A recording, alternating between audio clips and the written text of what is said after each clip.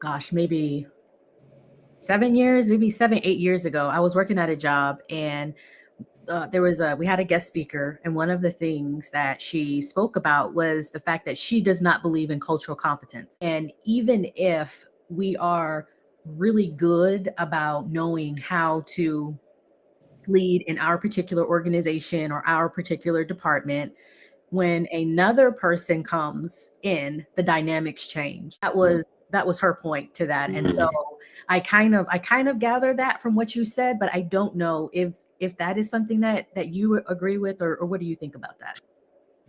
When I think about cultural competency, it's more so having a respect for the culture that you're in. Yeah. It's being open to learning and saying, I don't know. Help me to understand what to say, what not to say, how to conduct myself, and that's something that we teach our students as well. That what may work at home may not apply. It doesn't work abroad, and so just being mindful and respectful that when you're eating in a restaurant or you're having a conversation, like, don't do this, or give eye contact or shake hands, or just certain things that change just based on the culture you're in. So I think when we speak about cultural competency, it's just recognizing that what's the language in this new environment that I need to understand so I can more appropriately navigate that space. From that, I get stay curious, essentially. Like Hmm.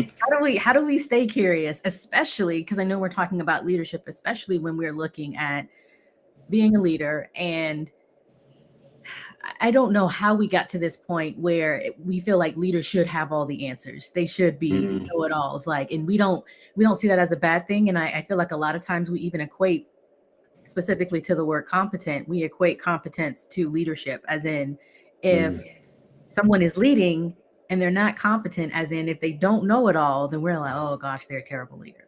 You know what I mean? And so, or at least that's what I've seen.